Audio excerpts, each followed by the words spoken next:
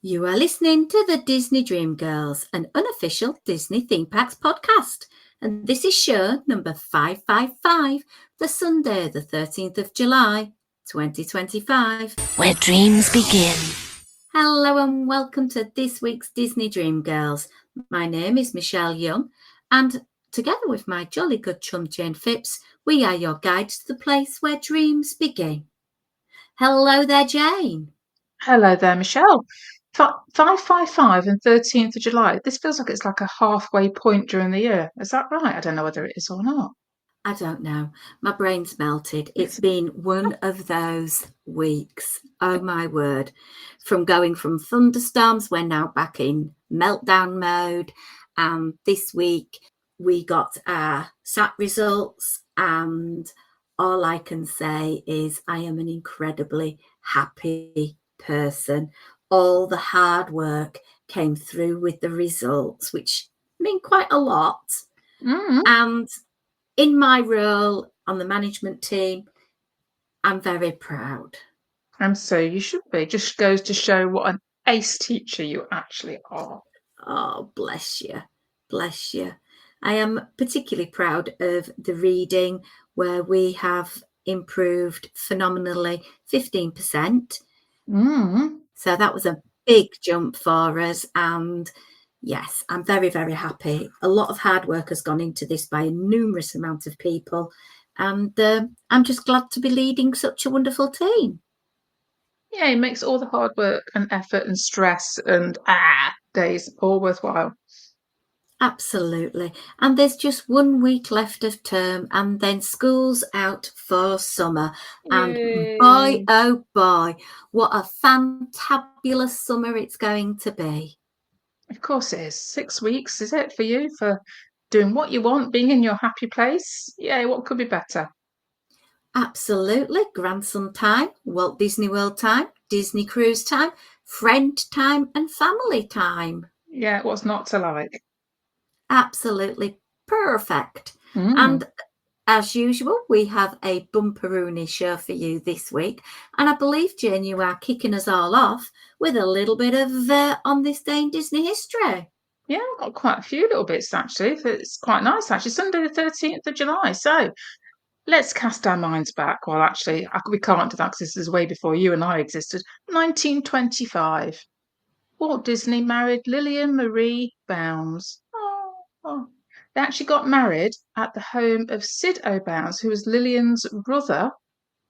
He lived in a place called Lewiston, if I'm getting this right, in Idaho, and he was their fire chief. Sadly, Lillian's father couldn't give her away because he had passed away. So she had her uncle give him away. What I didn't realise was that she was born in Spalding, Idaho. Now, Spalding is a name that we will recognise in the UK because we have a Spalding in Lincolnshire, not that far from me. But she grew up in Lapwai, Idaho, on the Nez Perce Indian Reservation, where her father worked as a blacksmith and federal marshal.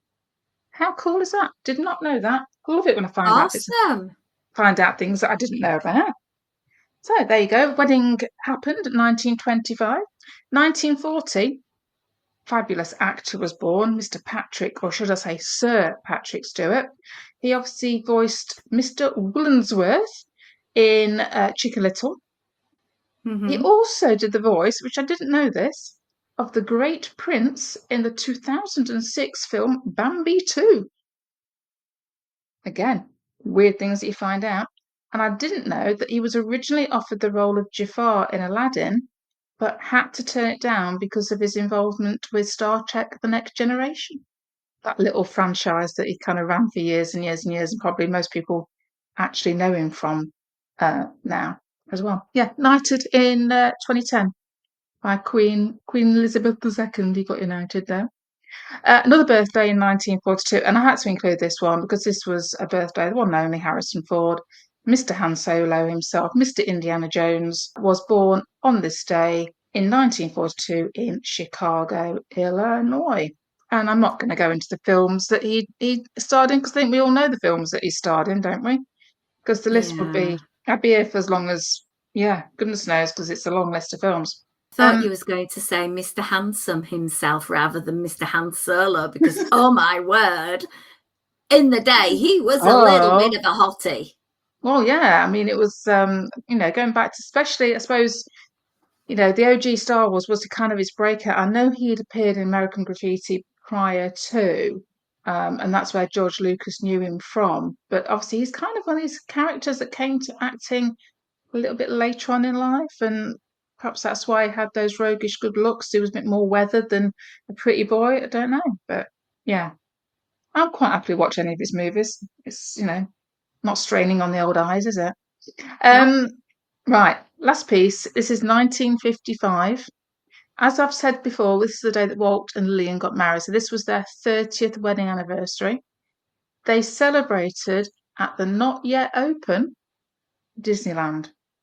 So they had a celebration happening. It started at 6 o'clock in the evening. As guests arrived, they were transported down Main Street and into Frontierland via horse-drawn surreys. They took a ride around the rivers of America aboard the Mark Twain while sipping mint juleps. Oh, how Mm. delightful! It's a different time completely, isn't it?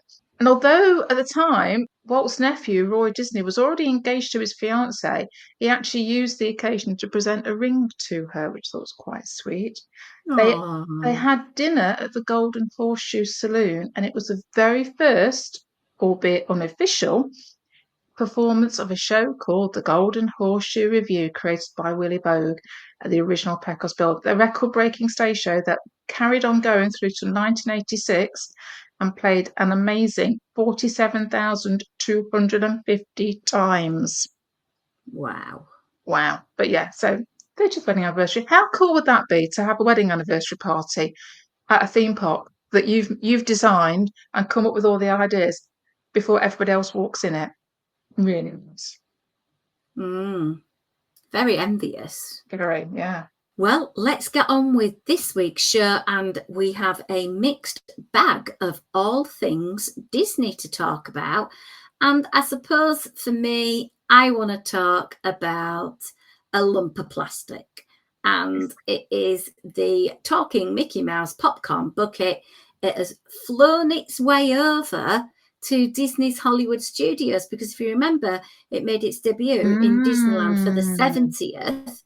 And now, well, it's over in Hollywood Studios. And this morning, people were going cray cray as of recording because the line was ridiculously long of people so excited to purchase a popcorn bucket, $45 plus popcorn, I must add, and your wonderful little Mickey Mouse. But I don't know if you've ever seen this video, Jen. It's called Alma and it's on the Literacy Shed Video Hub. And I use it quite a lot for writing. And it's about this girl who goes into this shop, and this shop has got lots of dolls, and she sees one of these dolls like her. So she reaches up on the shelf to touch it.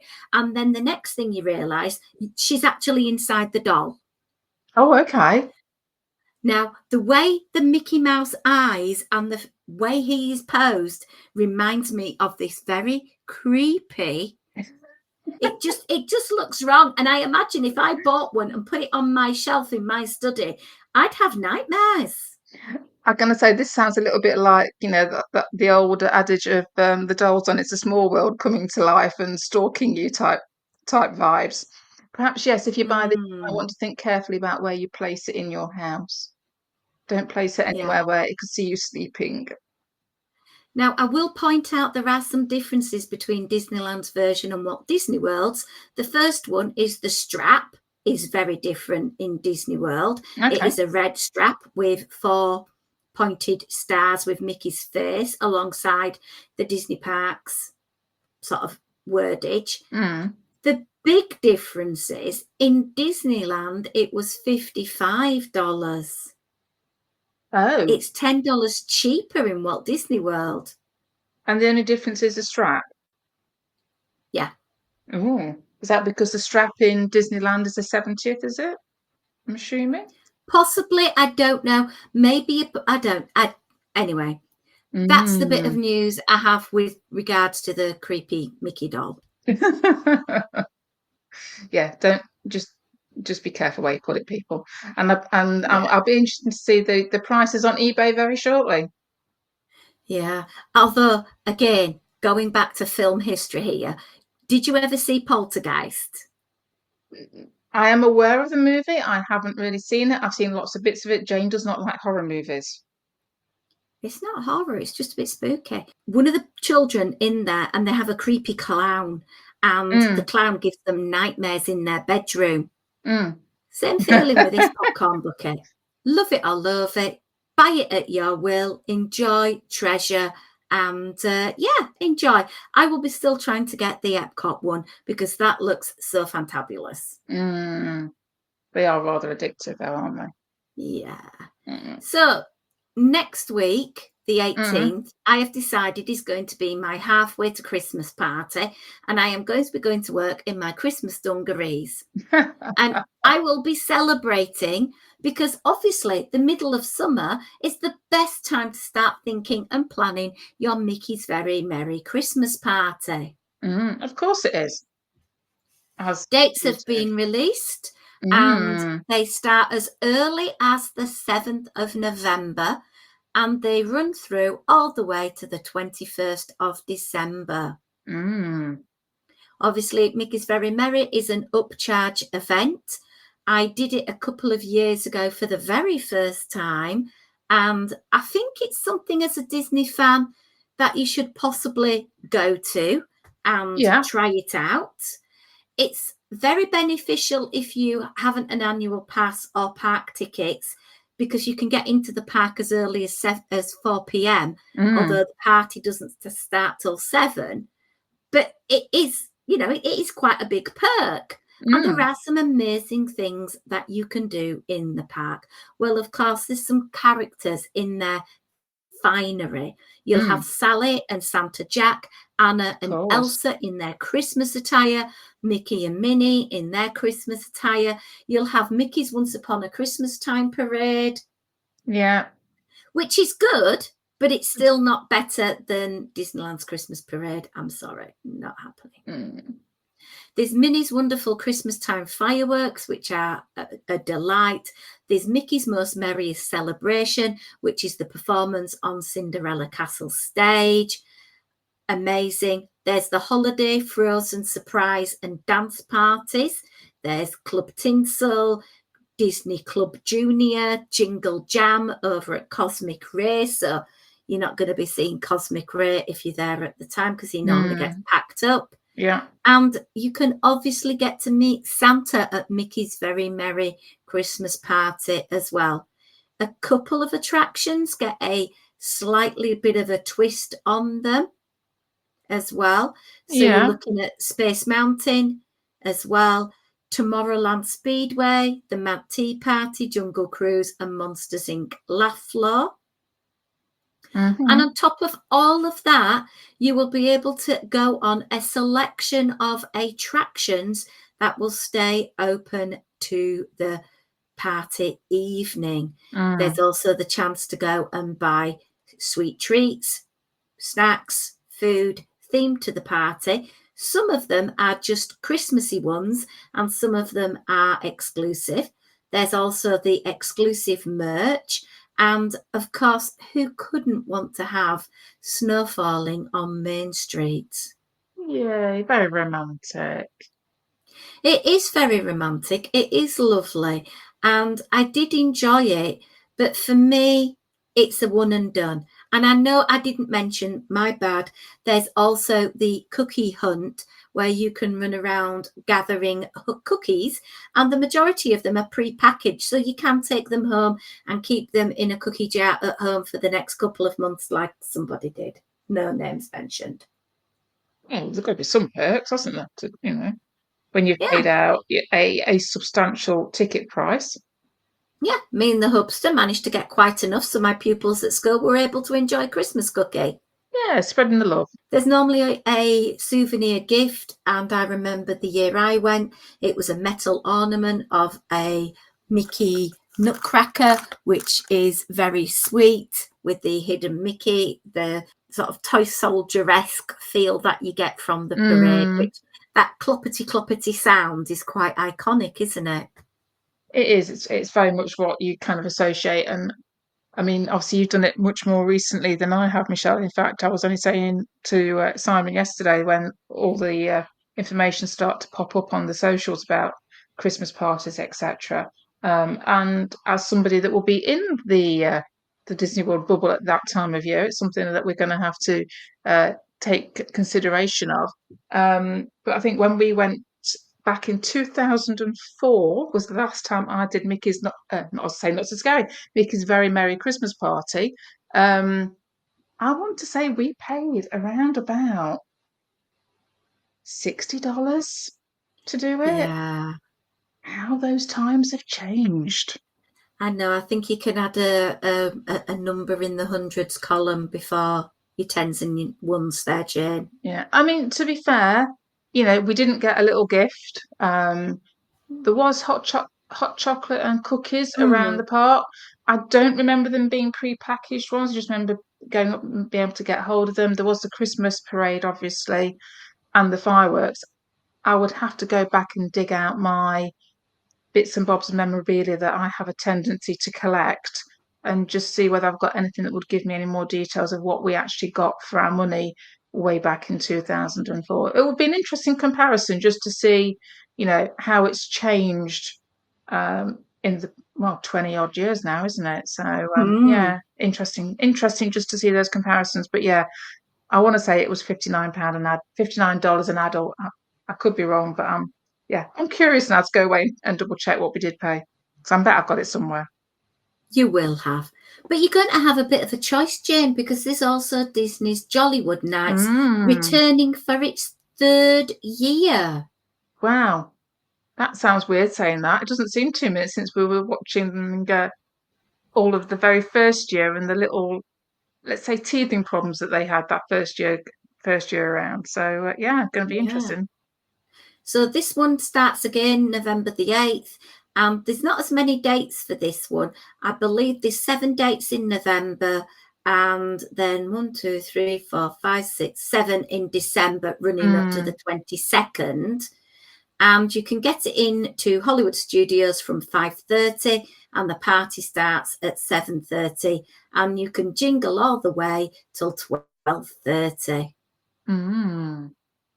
So that's going to be something that people might want to think about attending to. There's going to be obviously some unique characters that you might want to go and meet. There's going to be some unique shows that you might want to go to, and lots of fun, lots of classy little things like the Twilight Mm. Soiree, little things. And there's the Glisten skating show coming back. I Oh, they did gather last year, yeah. that went down really well. There's other bits of experiences that you can do. There's the Jingle Bell, Jingle Bam, fireworks, lots of characters. Like, the list is never ending, to be honest. And of course, Mm. there's a select collection of rides that you will be able to go and enjoy. And come on, it's an opportunity to go and buy a Gertie cookie. There is that, isn't there? I mean, I think to be fair to Disney with these two events, obviously they run on opposite nights to each other effectively, but it does mean that you've got a choice because I think the perception I had, Michelle, from the last couple of years of Jollywood Nights was it was aimed more at a grown-up type of Mm, vibe, whereas obviously Mickey's Very Merry was much more the family, younger children's type of vibe. So yeah, nice that you've got these two parties that are happening that are a different vibe from each other. You can make the choice whether you want to do one or both. From my point of view, I want to see what the prices are going to be before I make any decisions around whether we will do either of these at all. But also, it's that thing of remembering if you are visiting at this time of year and the parties are happening, like same goes for, for not so scary when that starts rolling out, it can impact on your holiday planning because mm, obviously, the parks are going to be shutting early. So you'll be very proud of me, Michelle. I have a mm. spreadsheet on the go already, and I have noted down the dates that the parties are happening and where they're happening at, so I know which park to not to go into or not to go into, as the case may be. always fun to go to Disney at the Christmas time. Mm. If I'm honest, and I know this is probably going to not be the same as what other people say, I just prefer going to Disneyland at Christmas. It's just got so many memories, and maybe it's because of the lovely people that I get to go and enjoy time with there. I don't know, but yeah, for me, that's that. Mm. Well, I must admit, there was lots of things that Disney were releasing about the Christmas events and activities and festival holidays at Epcot and everything. So, from my point of view, looking forward to my trip at the end of the year, it's kind of given me another impetus to be excited about. And I was already going, oh, we could do this, and we have to have a tick list to do this, and we need to do that. And so, yeah, it's given us lots of things to think about, put it that way.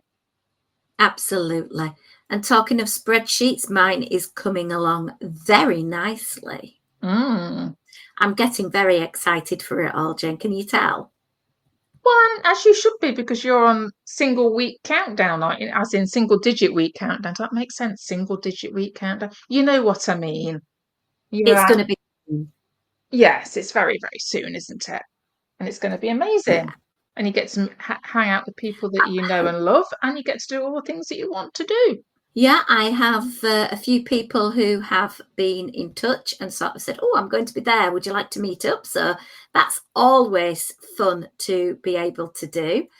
I'm just trying to get things sorted out. Now, on the previous week's show, I announced my flight details, and I was a little bit discombobulated about the fact I was going to have a 6-hour layover in Atlanta, which I'm sure is a beautiful part of the United States, but I don't really want to be held captive for 6 hours in the airport.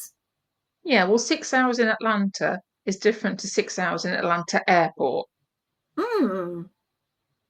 Anyway, I rang up the nice, lovely people at Virgin Atlantic, and I explained that they changed my flight, and I didn't want to change the Atlanta to the UK flight. I just wanted to change the Orlando to Atlanta part, so I didn't have as long. And I said, look, there's a flight at 10 to 6. Perhaps I could have that one rather than the one at 1:30. And they said, oh, okay, yes, you can. It's amazing what happens when you ask, isn't it? I asked nicely. I think just the frustrating thing with that is, it's like it feels like it's the wrong way around. It feels like that should have been the obvious choice, not the one you had to go and seek out yourself. Yeah, so I think I get 2 hours 15 minutes now in Atlanta, so plenty of time to get off the plane, get to the correct terminal for the ongoing plane, and have a hot caffeinated beverage, and fly home. So that was good, because it means Yes. now I actually have time, and see what everybody else thinks. Before, I was going to have to leave the Walt Disney World Resort at about 10:30. Mm. I now don't have to leave till about 1:30. Okay. I'll obviously have to check out at the hotel and leave my luggage at Bell Services. Mm-hmm. Having done that, which park should I go to on that morning to get the maximum amount of FUN before going back and travelling over to the airport? What should I do, Jane? Well, it's going to have to be factored into what attractions or what vibe are you going for? Is it just to be able to go into said park, or is it going to be to go and do something particular? How close to your hotel? I know Animal Kingdom opens at 7:30, so Mm. that would give me the most time in a park, sorry. Yeah, But do I really want to go to the hottest park in the whole of Walt Disney World? probably not. It'd be cool at No. that time of morning. Yeah, but come 12 o'clock, I'll be like Meltville. Melting. Yeah, true, true. And really, is there enough to do in Disney's Animal Kingdom when I've already had a day there? Yeah, I think if it was me, I'd be toying up between Epcot and Magic Kingdom. I think would be my two choices. Well, You're they going to both try. open at 8:30. Okay. So I could get the bus to the Magic Kingdom Yeah. do a few bits in the MK, Yeah. get the monorail to Epcot, Yeah. do a few bits in there, maybe purchase a lightning lane to get on Guardians, maybe get some, food and wine food, Of and then get a course. Yeah. taxi back to the hotel. Yeah. I think that might be it, love. I think we've got it.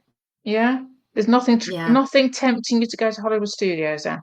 Uh, I'm hoping I will have had my fill of Hollywood Studios, because when I'm looking at the list of things, I've got the first Sunday, I'm having the first full morning at Hollywood Studios. Mm. And then on a night where these Mickey's Not So Scary, I'm having the evening at Ah. Hollywood Studios. And then I've got another morning I'm starting at Hollywood Studios. So Oh, I so you're think getting, yeah.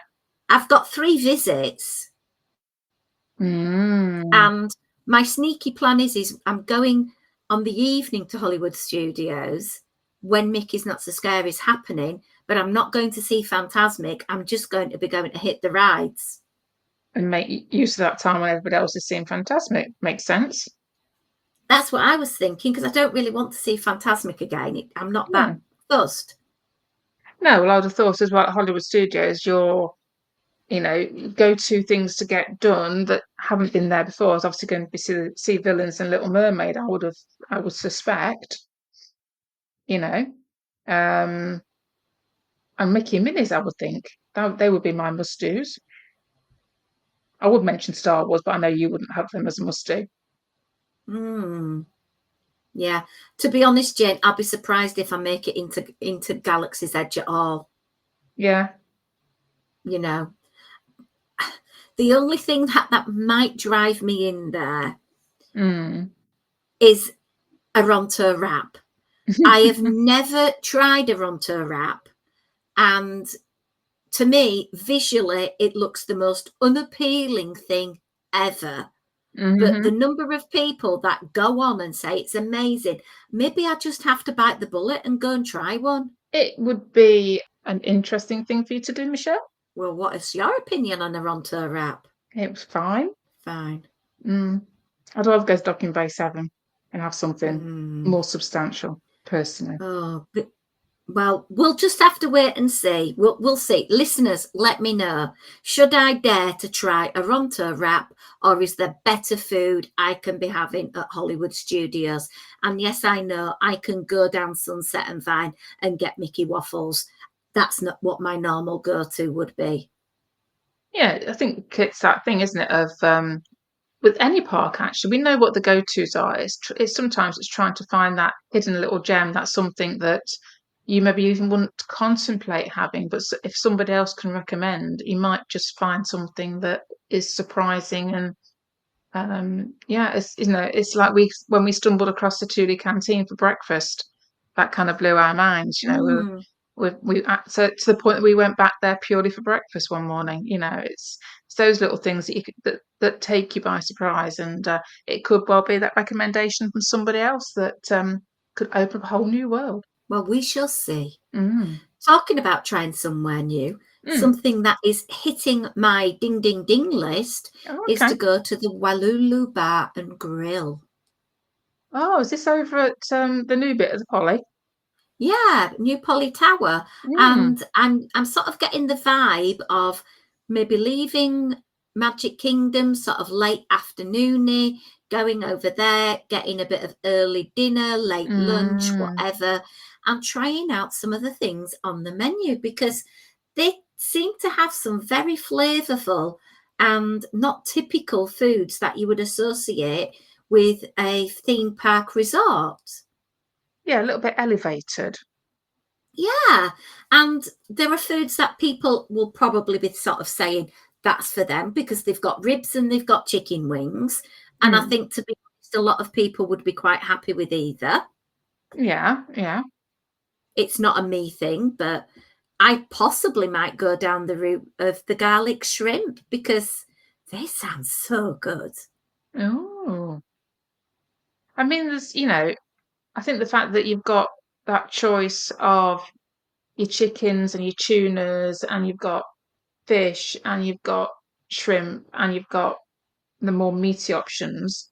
It and although these options are all a little bit different flavors that are going through, you have actually got quite a good array of choices and varying prices as well. So you don't have to be Mm, going for, yeah, they do a short rib at $33, but likewise, you've got grilled teriyaki chicken, chow mein salad for 18. So, there is that sort of flexibility there to have something tasty that would suit most people's budgets, I would suspect, for, mm. more of a sit down environment. Yeah, absolutely. And it sounds to me from looking at the menu that there is a good choice there if you are a vegan or eat a vegetarian diet as well. I'm thinking particularly, and I know I've always said on the show, hummus, yuccas. Well, they have a sweet potato hummus. Mm.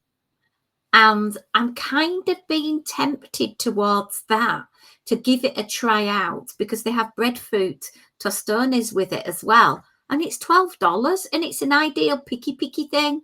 Yeah, no, I must admit, although I'm a little bit, I don't know what the word would be, curious Mm. on the musubi because it says glazed spam. I'm a little bit concerned at that because I know what my brain set thinks of when it comes to spam, and it's 1970s quick and easy dinner, not good memories. So yeah, a glazed spam with crispy rice pearls, furikake, and sriracha honey. I think you need the sriracha honey to make spam taste anything decent.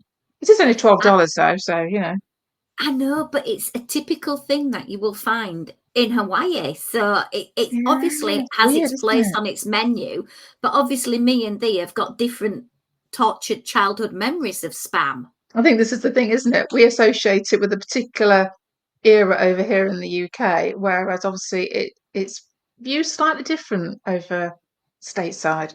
Which is always interesting to sort of find out about, but not for me. No. Now, we've just talked about the starters. There are some really interesting mains.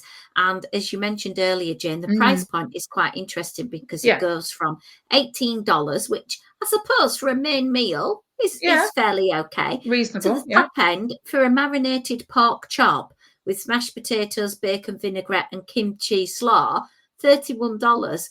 And when you bear in mind a similar dish at Cathay Circle over at DCA in California, you're looking higher end of over $60 for something similar.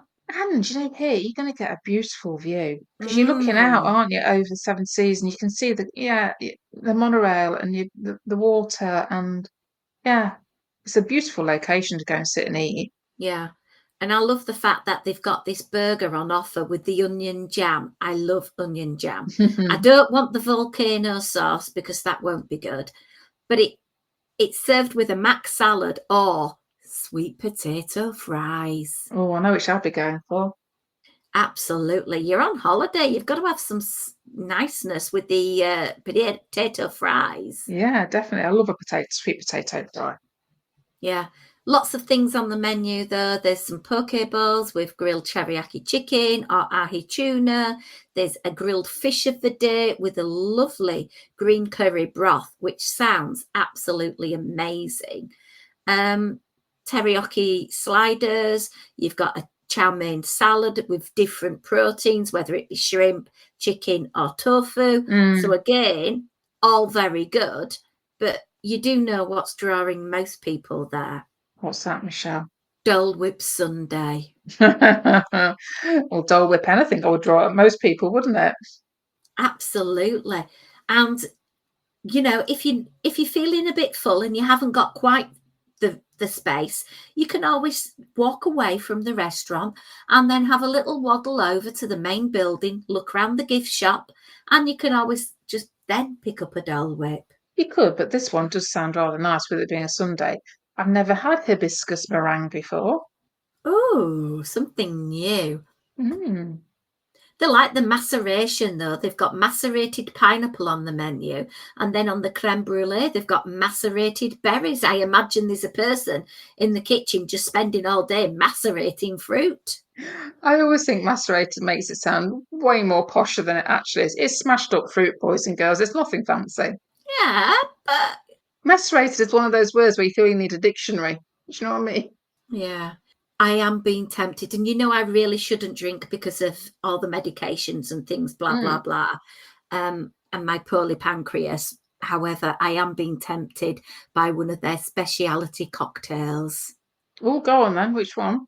They have a Mai Tai, which is infused vodka, Jamaican rum, passion fruit, guava, lime, and an almond flavouring. That does sound really good. Oh, see, espresso martini can always kind of calls to me. Chocolate Well, rum. Mm. I have seen the espresso martini getting a bit of a bad rap, so I don't know. Oh, see, yeah, you see, espresso martinis kind of would always be on my radar, but there is the hibiscus margarita. I do quite like a margarita, so tequila, sour liqueur, cinnamon syrup, and hibiscus. Interesting Mm. combination. But you can always just can't go wrong by getting a Kona press pot, and that will serve two people or one coffee loving Jane. Yeah, don't share me coffee. Janie no share Not coffee. not coffee. No, no. But yeah, it looks really good. The environment looks fantastic. I was watching something about it last night. So I think that's something definitely I'm going to feed into one of my Magic Kingdom days, whether it's something I go and get to eat before I go back to the hotel, or maybe just as a Magic Kingdom break, because sometimes just getting out of the park and having that really relaxing feeling where I can maybe go across on the boat launch or maybe go on the monorail, or if I'm feeling excited, I could even walk. Well, yeah, I mean, I have to say that the walk, I mean, Simon and I did it quite a few times going from MK round to obviously first Grand Flow and then to Polly. And so it's a lovely walk to actually do. So I would highly recommend it. It's not that long a walk either, really, and you get a chance to obviously walk through the hotels anyway and get a chance to see what's happening over there. And I think you're right, Michelle. That element of coming out of the park and actually be able to have something that's a little bit different because Mm. Magic Kingdom can sometimes be lacking in those choices of food options, especially if you've been at the parks for a few days. I think we got to one point where it was like we were struggling to see what appealed to us in the parks because you were kind of hitting the same beats all the time. So sometimes being able to come out of the park so easily, like you can do at Magic Kingdom, and find those hotels within a relatively short distance and have something different and have that bit of mind reset. I think sometimes when you're in the hustle and bustle of a park, it's nice just to like come out and decompress a little bit, have a bit of chill out time, and kind of get yourself energized for the remainder of the day back in the park. Yeah, no, completely agree, Jane. Completely agree. Well, that's going to finish off this week's podcast. Please get back to us and answer some of the questions we have posed to you. info@disneydreamgirls.com or via the Disney Dream Girls podcast family over there on their Facebook. You can also catch up with what we're doing over there on Instagram at @DisDreamGirls as well. As usual, we would like to take a moment to thank our fantastic Patreon supporters who keep the show ticking along without them adverts and just giving us that little virtual hug each week to keep the show financially up and running. And it is appreciated. But until next time, it's a goodbye from me. And goodbye from me.